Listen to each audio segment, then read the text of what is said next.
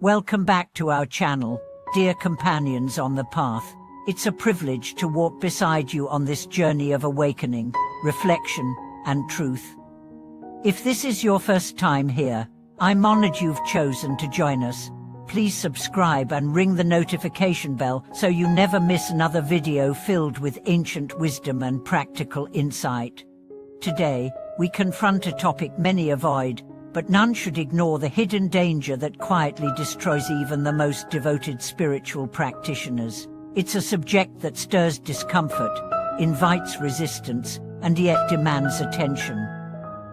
Why do so many practitioners who chant, meditate, read scriptures, and even live monastic lives still fall into realms of unimaginable suffering after death? Why does hell await even the robe-clad, the temple-bound, the outwardly pure?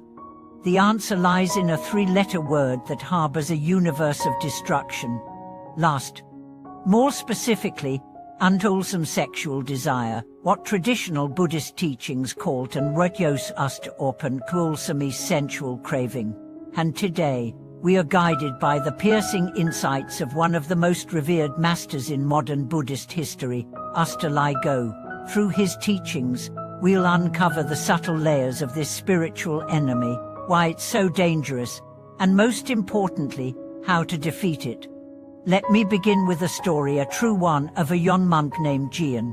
He entered the monastery with sincere devotion, a desire to break the cycle of suffering. He chanted with fervor, kept silence for days, and memorized sutras with perfect clarity. But in secret, when no eyes watched, he was tormented by fantasies. He struggled with thoughts he could not control. "I'm trying so hard," he would whisper in anguish. "Why won't it go away?" Eventually, Jian left the monastery. He said, "I'm not worthy." But his mistake wasn't in feeling desire. His mistake was believing he could hide from it, repress it, and still be free. This brings us to the root of the issue. Unacknowledged lust is a time bomb in the heart of every practitioner. It's not the presence of desire that condemns, it's the refusal to face it honestly. In Master Lako's strict words, even a single indulgent thought, even the viewing of indecent images, is a karmic thread pulling one toward the hells, not because the universe is cruel, but because the vibration of that thought is the energy of the soul. It veils wisdom. Its mother is clarity. Imagine this. You're standing at the edge of a cliff. The sun is rising. The wind is clean. You've walked miles uphill. You've prayed. You've wept. And just as you reach the summit, you reach for a vine, and it snaps. That vine is your secret indulgence. It doesn't matter how far you climbed. If the root is weak, the fall is inevitable. Master Lai Go didn't preach this to shame. He preached it to awaken. In one of his sermons, he described the cries of those trapped in the great screaming hell, a realm for those who violated precepts knowingly. They chanted while lusting. They bowed while fantasizing. They taught while secretly watching poison. He wasn't pointing fingers. He was holding a mirror. Let's break this down. Lust, in its distorted form, is more than physical craving. It is the belief that someone else's body can complete you. That desire, left unchecked, becomes a parasite. It feeds on your energy, consumes your attention, and eventually replaces your devotion with addiction. A man named Paul once shared his story with me. By day, he worked as a therapist. By night, he browsed sites he swore he'd never visit again. Each morning, he meditated with guilt sitting beside him. "I don't understand," he told me. "I help people. I'm kind. Why can't I stop?" And that is the brilliance of lust. It doesn't attack your outer life. It poisons the roots quietly, persistently, until the tree begins to rot from the inside. This is why many advanced practitioners suddenly fall into despair or leave the path altogether. It's not because they lacked sincerity. It's because they underestimated their enemy. So what can be done? The first step is brutal honesty. Admit it. Speak it aloud to yourself, to a mentor, to a mirror. Shame cannot survive in the light. Lust thrives in secrecy.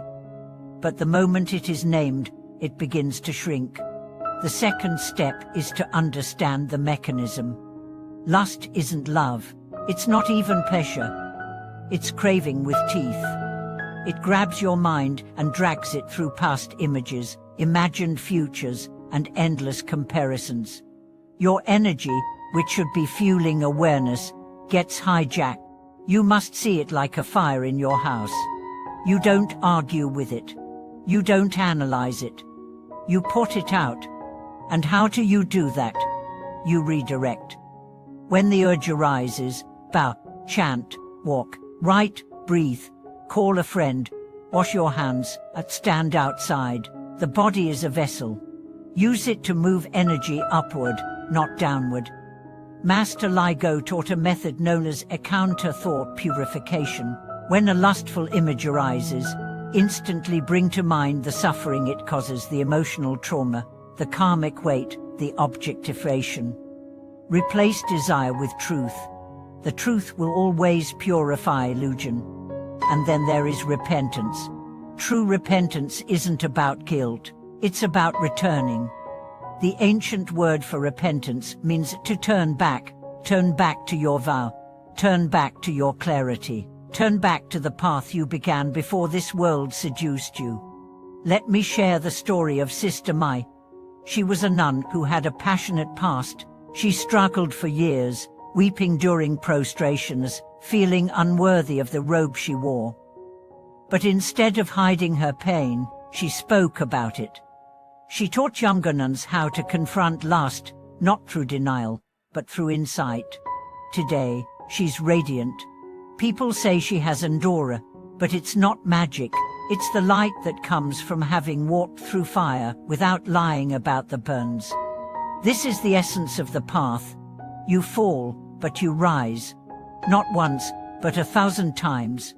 Some of you watching may be struggling right now.